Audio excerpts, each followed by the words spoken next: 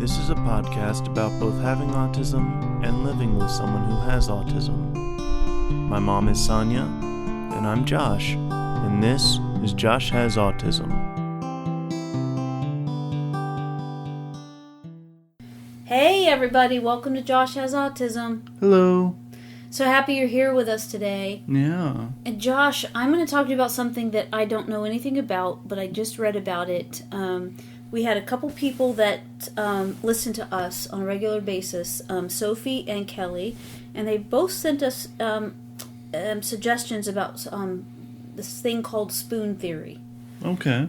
So I read up on this, and you would think that I had heard about this a long time ago because, it seems like it's something that could help. But I think I heard about it, but I never quite knew what it was. Mm-hmm. And I'm just now, as we're talking about it, learning about exactly what it does. But the theory is that somebody came up with this idea, and they said, hopefully I will get the name of that person because I want to give them credit. I have it. Okay. Because you had me look it up too. Mm-hmm. So you would have an idea of it. So this person was explaining to somebody how difficult tasks are, how difficult just accomplishing something is. And to explain it to people that don't have any mental health difficulty or physical diagnosis, that they would, you have it? Yeah. Her name was Christine Miserandino, and she came up with it as a way to express how it felt to have lupus. Lupus, right. So she was talking to people that didn't have it, and she's like, look, this is why I can't do all these things every day or throughout the day or just any day, right. However it was. And she used spoons as a way of describing energy. Yeah. So it was like one spoon equates to a unit of energy. Mm-hmm. And how many spoons does it take for you to complete your daily task is the question, I guess. So... Okay. So instead of just having... Just a spoonful of sugar. It's a spoonful of energy.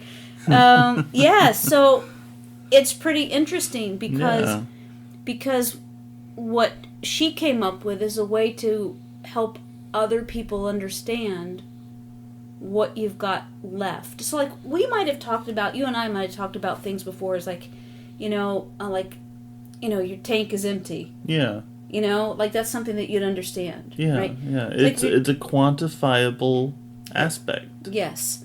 And so we've talked before about you. We've talked about what zaps your energy. Mm-hmm. Even why your energy is zapped more one day than another day. This is a thing with autism that you and I have dealt with through all these years. Right. Is that we never know how you're going to be on any given day. Right. Or how you're going to be throughout that day. Right. So, I could have something really exciting planned for weeks ahead of time. Mm-hmm. The day comes, I'm really not up to doing this. Right. Yes. So she put it, what was her name again? Oh, sorry. It's not close. Oh, I got it right here. Christine Miserandino. Yes. So she put it in these terms of the spoon. So there's energy. These spoons kind of reflect how much energy you have and how much energy something is going to take. Right. A task is going to take. The way I have it, I see it written here, is a perfect way of saying it. Okay. She used spoons to provide a visual representation of units of energy that a person might have, and how chronic illness forces her to plan out her days and actions in advance so as not to run out of energy, or spoons, before the end of the day. Right. So it was a way for her to regulate what she needed personally. Yes. To be able to function and accomplish what she needed to each day. Right. I can understand why Sophie and Kelly sent us a message about that, because it's the exact thing that you struggle with. Yeah. To making sure on any, like we just said, on any given day, you don't know if you're going to have the ability to accomplish a task. Right.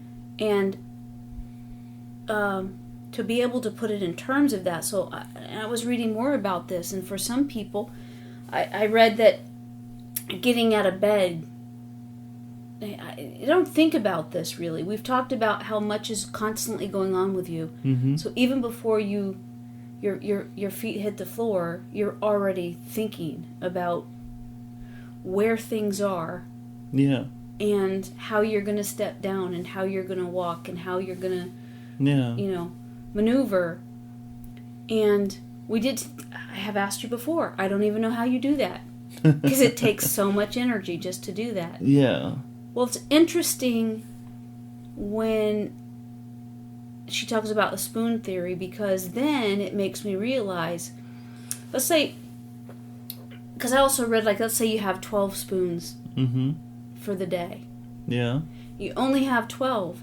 If somebody's having a really rough physical or mental day, then maybe just getting out of bed takes so many, in this regard, spoons / energy, that they have to make a decision then. Do you get out of bed, and then what? How many spoons does it take then to brush your teeth versus eat breakfast? Right. And I would have thought of it a little bit differently, actually. what? I would have thought of it as in the quantity of spoons would have increased or decreased depending on how I was doing that day, rather than having the same amount. Well, I did read, it's kind of like you can carry, and it just makes so much sense. It's just that we're talking spoons now for the very first time. Yeah. But if you do something that takes an awful lot out of you one day, maybe you used up all of your energy or all of your spoons, and then the next day there wasn't, you do that so many days in a row, you're not going to have any spoons left. It's like you're going to owe spoons, right? Like you don't have any in reserve. Right. So what the idea is in spoon theory is to be aware of what takes your energy. Yeah. On any given day, on any given task, and to regulate yourself. And if something is too much, then maybe you're able to plan ahead better. You're able to figure out what during the day what works for you and what doesn't. Right. Because the thing that I was really fascinated, I was reading about this, and I thought it was really cool. But the thing that kept on coming to mind was, so how do you get the spoons back? Right? If everything you're doing is taking spoons, how do you take them back? And I thought about you, how we talk about that you will just go lay down. Yeah. Or you'll separate yourself from us. Yeah. Because you just need your downtime. Yeah. Well, it seems to me, though, that this theory is a helpful way for you to not get to that point where you crash. But for you to recognize how much something is taking of you, and being mindful all the time then of how many spoons it takes. Right. So it was just the thing that I read about to bring your spoons back. So to get your spoons back, like, throughout the day, is self-care. And this made me think about RJ, because one of the things that, because he has so much, his anxiety is so bad. Right. Well, I was talking to RJ, and one of the things that helps him with his self-care is he loves to cook. Yeah. So that's a way that he winds down. Yeah. And so it's an activity that he does that's necessary, because, he's got kids, and, right. So it's, when he's cooking, it helps him to feel better, helps him to wind down. Yeah. Some people, like your sister, bake. She bakes. Yeah. But we always put it in different words, right?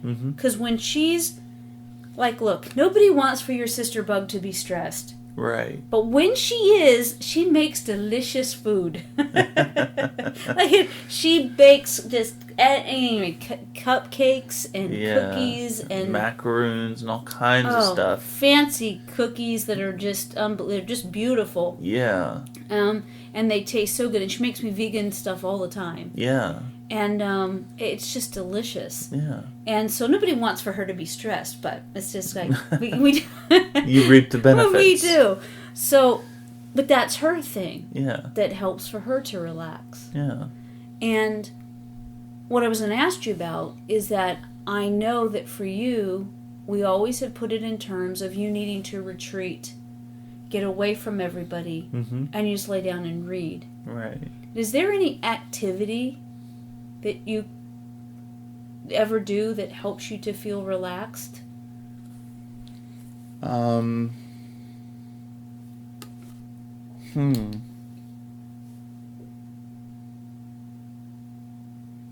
mean, sometimes it's video games. I mean, just not even.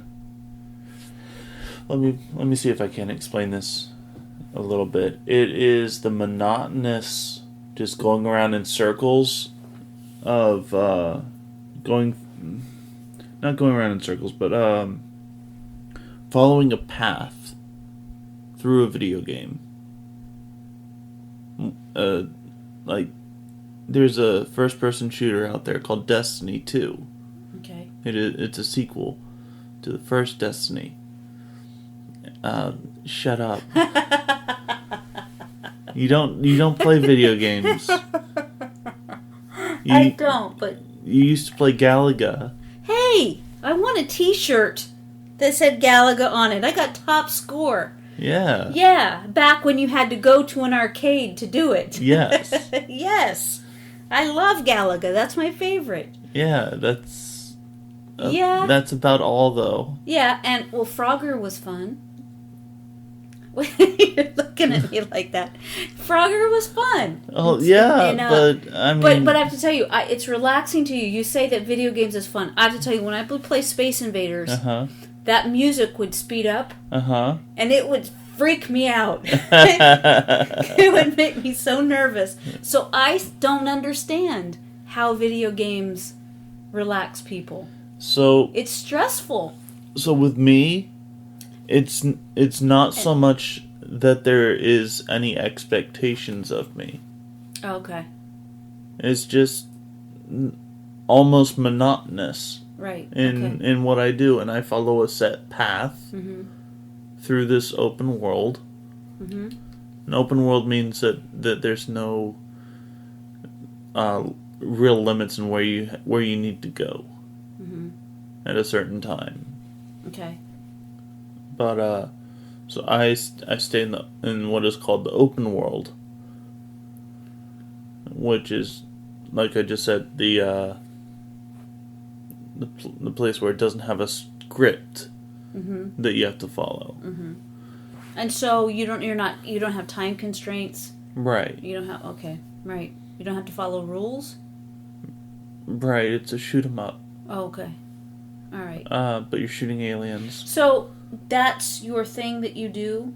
Yeah. That you find that's relaxing as well? Yeah. Because something that they were talking about, what happens... Because I was starting to explain why it was... Oh, got it. Right. Go ahead. It was because it was, like I said, it was monotonous, but it was... How can I explain this?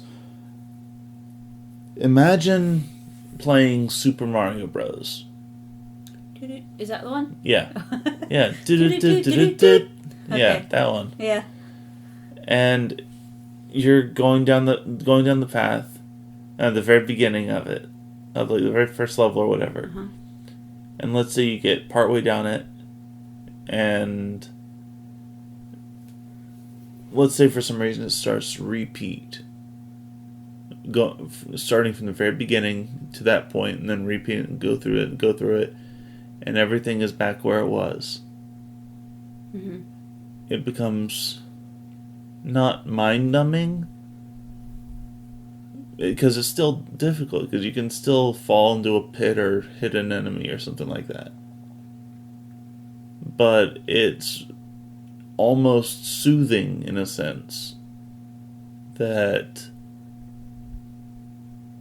it's just, I keep saying this word, monotonous, but it's very soothing to me. Right. So just as a side note, that game I played when I was pregnant with you. Which one?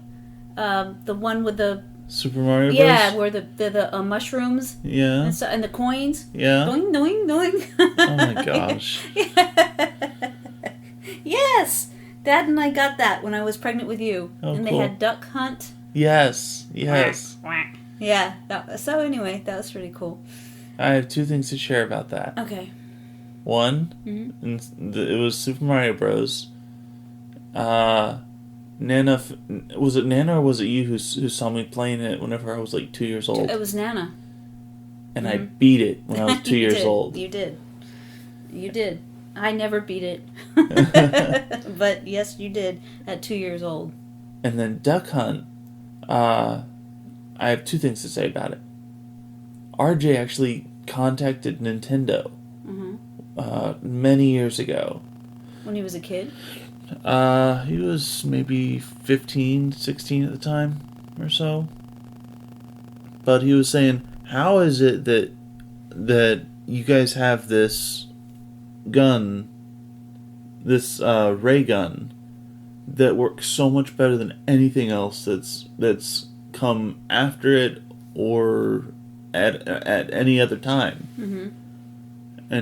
And Nintendo sent him a response back. Oh, cool. Saying exactly how it works and this, that, and the other. Oh, that's cool. And saying thank you for your support and everything else like that. It was so detailed and everything like that. It was really cool. That is awesome. And then I also got high scoring Duck Hunt on our cousin's game. Oh, cool. And I hadn't played it for like years. Yeah. So cool. So that's the thing. It's just doing something where you don't have to put much thought into it. Right. And it's relaxing to you. Right. And it's enjoyable. Yeah. Some people, they do that by like listening to music or exercising or that's why reading your book helps you because it carries you away. Yeah. With books, though, I'm not saying that all books can do that. Because there are some out there that I cannot read. Right. Yes, I know. You just did a double take at me. It's like your voice, you're going through the change. Your voice is... anyway, yeah. Oh, is that what you were looking at me funny for? Yeah, what did you think I was saying? Because it was a book I wouldn't read? Oh, yeah, I know. It's the kind that has the antagonist and the protagonist is put down so much it's ridiculous. Yeah. Yes, right. Yeah. Right. So interesting that you know the things that some things that can help you to recharge. Those are the words that we've always used, just kind of recharge to, gather yourself, your emotions and your energy and what have you. Right. 'Cause, I'm a big proponent on talking about energy. But everything is made up of energy. Because if it gets zapped, you're not going to be comfortable. You're not going to be as healthy. You're not going to be as happy. If you'd be zapped? If your energy is zapped. Like if you use your... Did I say be zapped? Yes. No, if you use your energy... And it's, And it's being used up. Yes. Okay, yes. Okay. It sounded like you were saying, like, whenever you're zapped, like, hit by lightning or something. Oh, no. No, that's a different kind of energy, isn't it? Yeah, I was going to say, because you're dead, you don't have any more energy. That's right. So, what I'm saying is that this is quantitative. Mm-hmm. That she came up with this way of explaining energy. Yes. And so what I think is interesting is that she points out that if you, let's say you only have 12 spoons to start with, Mm-hmm. but every day you're using 15 spoons. Yeah. Well, if you have 12 spoons today, you use 15, then you have 9 spoons the next day. But if you're still going to need 15 for that day, then it keeps going down and down into a point that you just Cannot function. you can't function. Yeah. And so what she's saying is that recognizing that everything that you do takes energy can help you to regulate what you're doing. Yeah. And recognize throughout the day that things are not always the same. Right. So it's the difference in you and I having lunch together. Mm-hmm. You and I have lunch and we talk and we laugh and we have a good time, and that's how it goes. Yeah. And one of us is going to spill something on us. But we have a good time. Yeah. And it's not stressful. It's usually not stressful at all. Right, Yeah. Right. If you and I have a meal here with everybody over, Oh my gosh. it becomes who are the kids going to sit by? Where are the kids? We need an extra chair. Well, now somebody else is here. Nope, we need another chair too. We don't have enough chairs. Just okay, then bring that one from this room, bring that one from this room. Yeah. And then And how many plates do we need, and this, that, and the other? And somebody miscounting, and then Yes. Oh my gosh. And then you're asked, maybe can you find out what everybody wants to drink? Yeah. Which sounds like an easy question, Right. but it's not. Right. Especially when people aren't paying attention to what you're asking. Right, because they're outside, having fun with the family. Right, everybody's just doing what they're doing, and or watching football or whatever it is. Yeah. And right, so this simple ask. So let's just put it this way: you and I going out to eat together, or at home eating together. Mm-hmm.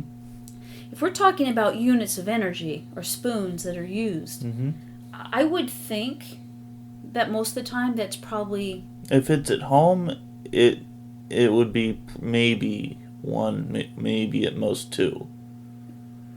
If it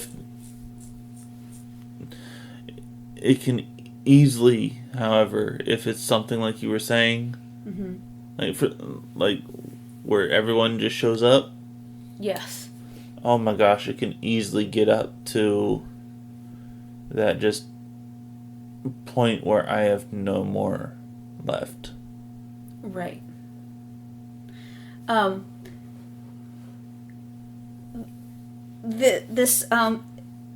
was wondering when I was reading about this. I usually just don't say stuff like this on the podcast, but it made me think of this.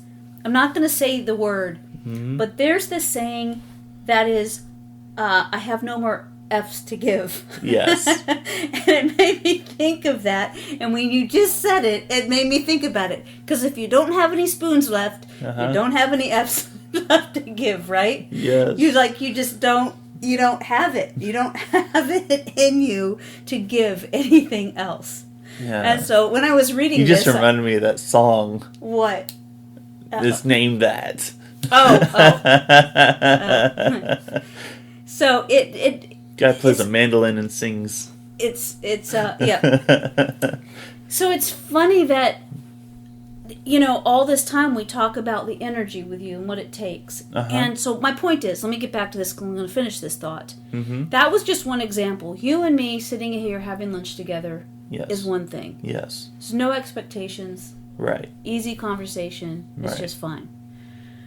Which, let me clarify something. For the most part, that'll take no energy at all. If I was saying that if something stressful comes up or something like that, it can be up to 1 or 2. Right. When it's just you and me. So then you get a situation when all of us are here. Yeah. And so we're talking about 12 people, and then we're setting the table, but then somebody we thought was going to work late got off in time, so then they walk through the door, then you have to add another plate. Yeah. It's family stuff. It's good. Yeah. It's all good. But I know that it causes stress for you. Yeah, yeah. And so I think about that. I think about the same scenario, but it's with added stress, how that now takes your spoons, whereas another one doesn't. Right. So if you have a class in school that you enjoy very much and you have a wonderful teacher that gets you, that seems to be less spoons than if you have a class that you don't like the subject matter, or that it's just very complicated and takes a lot, or it's just the setting is not conducive to you being relaxed in the class. Right. Well, then that takes more. So what I'm saying is that situations are not equal. Right. And so it depends. So one day you can do something that the same exact thing, and this is what's bringing me. The reason I'm bringing that up is how many times have I been talking to the doctor or talking to people deciding what services you're entitled to, and they go, "Well, how often did this happen?" I go, "Well, it's every day. It depends on the day." Yeah, it depends on the day, but it's a constant in that it's always an issue. Yes, but they want to know, how many times does this happen per day? How many times does this happen per day? It doesn't work like that. Exactly. Yeah. Exactly. Is the thing that I'm trying to tell the people that are making these decisions, that it's always there, but it doesn't always look the same. Right. It's, how I would word it? How's that? I would say that it is a constant issue that is not always apparent. All right, yeah. Yeah.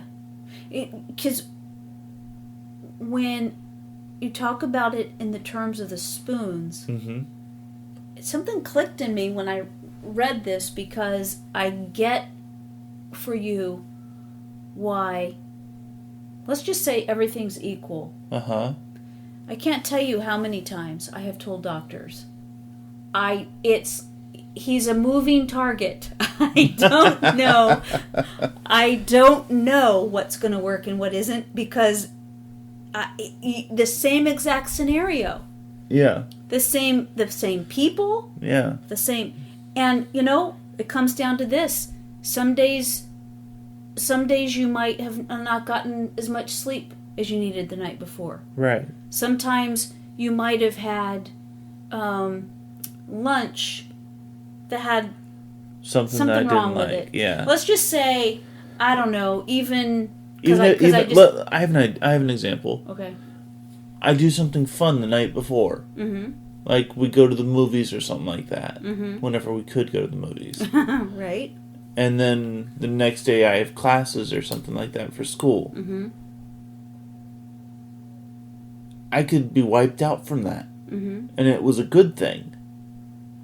But I'm still wiped out from it, so I don't have as much energy to focus on the schoolwork. As the example that you were giving. Right. Right. And so there are so, and that's what the spoon theory is about, is that different activities take a different amount of energy, a different amount of spoons. Right. And so your whole life we've been talking about, what do you need to stay healthy? What do you need to feel balanced? How do you go about doing that? And I would recommend different things. And the thing that I like that I've been reading about here is that it's about your mental health, right? Yeah. So what I learned is that one step towards that, and your emotional well-being, is to be mindful of how your body is being impacted by daily stressors. Right. So checking in with yourself throughout the day is something that you could start doing. And hey, me, how am I doing? call yourself. Just to be mindful of what has zapped your energy. Yeah. How do you feel? If you all of a sudden feel something, what was that? Right. And what were the dynamics of that situation that did that? Right. And knowing that, it's like, so let's say you start out with 12. A fire alarm goes off, you jump out of bed, well, there goes 15. Yeah. Right? Right. You can pinpoint. What I'm saying is that the theory behind this is that you have a way of looking at what takes your energy. Right. And to regulate that by doing something as far as self-care. Right. To be able to build those spoons back up. Right? Because what we've talked about before, why do I say to you your entire life, no matter what's going on, just let me know. And you let me know. Sometimes you don't even have to say a word because I can just see it. Yeah. But then you just go into a different room. Yeah. And so we've known that you've needed to separate yourself like that. But I think that it would be helpful for you to be mindful, like, think about this, that this is how much energy you have when you get up. Right. What's taking your energy? And how can you regulate that energy by allowing yourself time to build back up? Right. And I'm saying, you like doing different things? You like listening to music? You just said video games. You like reading? Yeah. Does this make any sense? Yes, it does. It does. There are a couple of issues I have with it. And it's not even so much the theory itself. Okay. Because it was her way of explaining what she was feeling. And so the idea is, to me, that's a glaring issue, is how do you know how many spoons you have to begin with? That's the only issue I'm saying, is that I can't quantify at this point in time. I get it. Because I know that for me, it's like you said, it varies depending on little issues.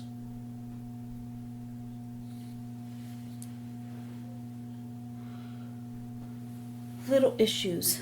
Yeah. Like what? Like, not issues per se, but I mean, like, the little things.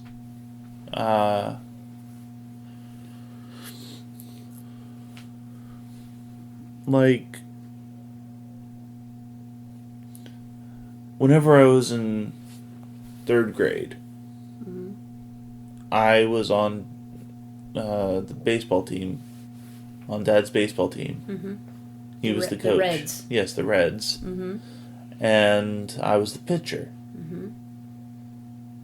And one thing that would happen would be, I would throw a ball, I would pitch the ball. Sometimes it would go where I wanted it to be. I'd be like, yes. Other times, not so much. Right. And every time that it would go off course a little bit, it would rattle me a little bit almost. And it would throw off my, pardon the pun, but it would throw off my game. Mm-hmm. And so it's along those lines. When I say the little things. Mm-hmm. And the little things Right. can cause bigger issues. Right. At least for me. Mm-hmm. Even if it doesn't seem like it would. Because it can just cascade. Mm-hmm. Well, I think that goes back to what we've talked about before, is that you're really hard on yourself. Yeah. And so, it feels like it, yes. And that ties into the spoon theory. Mm-hmm. That, hey, I only have so many spoons a day. Did you get enough sleep? No. Take a couple spoons away. Mm-hmm. Did you have a good time last night? Yeah. Take a couple spoons away. No.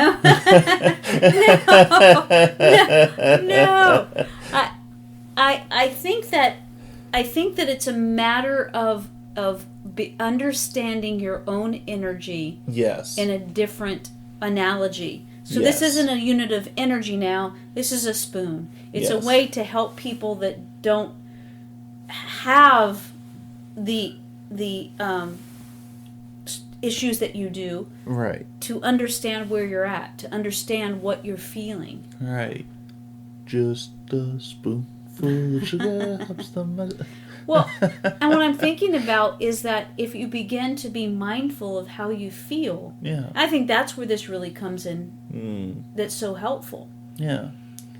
I can see that. They're saying the word spoon, but they're really talking about how are they feeling at any given time.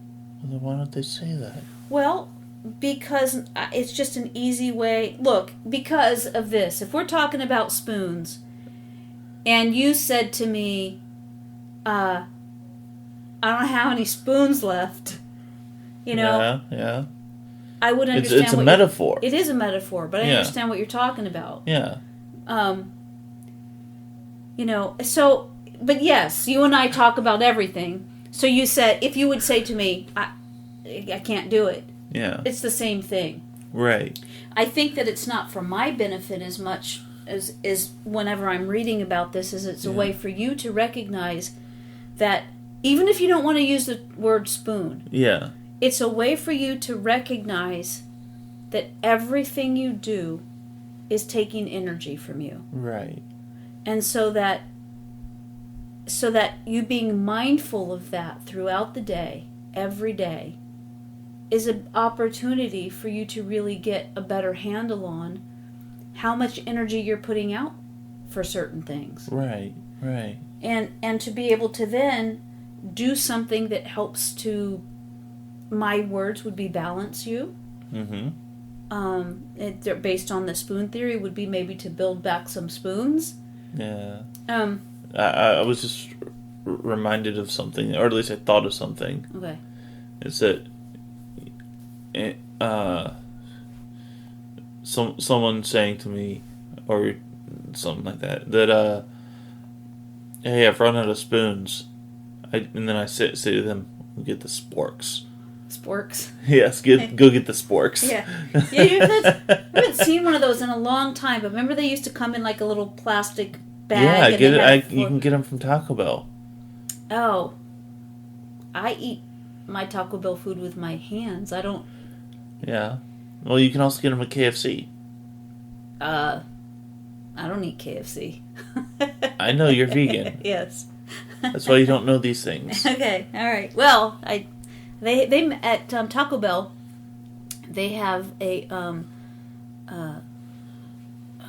what's it called? Fresco bean burrito. Yes. Which translated is a vegan burrito. It doesn't have cheese and it's delicious. Anyway. For you. Yeah, you don't like it? Well, you add guacamole and grill it. Oh, yeah. Yeah, I like that. I'm hungry. So, one of the things that all of this got me to thinking about is that everything does take your energy. Yeah. So we've talked about this before, that for you to do something versus for me to do something. I get up out of bed, I don't think anything about it. Right. By the time you get up out of bed, by the time my foot lands on the floor, I'm already doing the angles and stuff. Exactly. Yeah. And so, which those of you guys who are new to the podcast, I guess, the angles, I put the inside of my foot where the angle, like let's say the corner of the bed would be pointing, the inside of my foot would be on that line where that angle's pointing. And that's with everything. That's with literally everything. All day long. Yes. Right. So, I would never have spoons left. Just that. I'm seriously, I don't know how you do that. I'm in amazement every day. Even having this conversation. Like, I know that you've done the angles, and that's part of what you're doing even while we're talking. Yeah, I'm laying on the bed right now. Yeah. We're doing this podcast in a different location today because our office is being there's a meeting going on in there. So I actually did it wrong because I thought the edge of the pillow was right here, and my toe was right there, so I thought it was on the corner, but it wasn't. Whoa. Because I didn't look at it. Whoa. Yeah. Now you look freaked out. Are you okay? Yeah, it's still lined up with the middle of the fan, the middle of the room. Okay. So I'm okay. Good. Whew. Yeah. So we're like kind of lighthearted about this, but it's a real deal. Yeah. It's a real deal that matters to you. Yeah. Yeah. It's also in the corner with this one, going straight down toward my foot. Right. And that takes up so much effort and energy. Yes. And so, one of the things that this got me thinking about is that if everything takes energy, and I see your point that you don't know how many spoons you start with to begin with. But what if you just gave it an arbitrary number for you? Not that somebody else tells you to use, but you just come up with a number. And then be mindful and pay attention to how you're feeling throughout the day. And you can regulate what it is that you're doing, what your next situation is going to be or need to be in order for you to be okay. Right. Based on that. This awareness now, this mindfulness that you've got regarding your level of energy.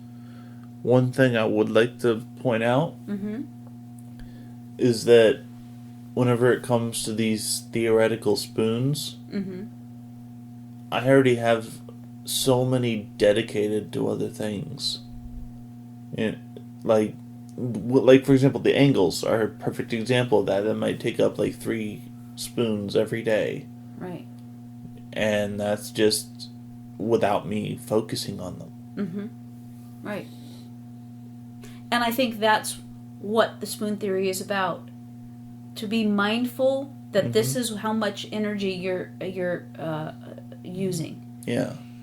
So this, the angles that you're talking about, that expends how many? You're saying 3 right off the bat. Oh, minimum, yeah. Yeah.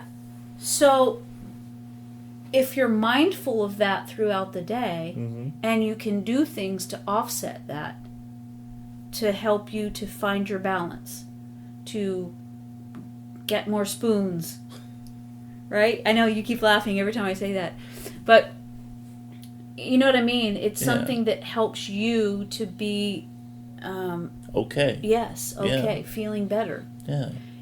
I think there's a couple of things that I think we're running out of time, but let me look. But there are some things that I think can change as well. With you being mindful of how you're feeling and deliberately making decisions and doing activities that help you to then relax and build that energy back up. I think your expectations that you have of yourself are huge. Yeah. And I think that a lot of times you don't know where to start something, Mm-hmm. and then you beat yourself up for it because you didn't start it. Yeah, yeah. Which is a vicious cycle. It is. But I think if you were to choose something small every day, just a little piece of something, and make that a habit. Right. You do that one thing, you make that a habit, Mm-hmm. and once that's a habit, you add the next thing to it. Okay. And I think that being mindful of how you feel goes along with this, because what we're really talking about is you being aware of how you're feeling all the time. Yeah. And making those adjustments in order to help yourself feel better. Yeah. And I think you're very, very good at expressing yourself. Yeah, and recognizing how I'm feeling about things. I think that adding that step to it is that you take action. Yeah.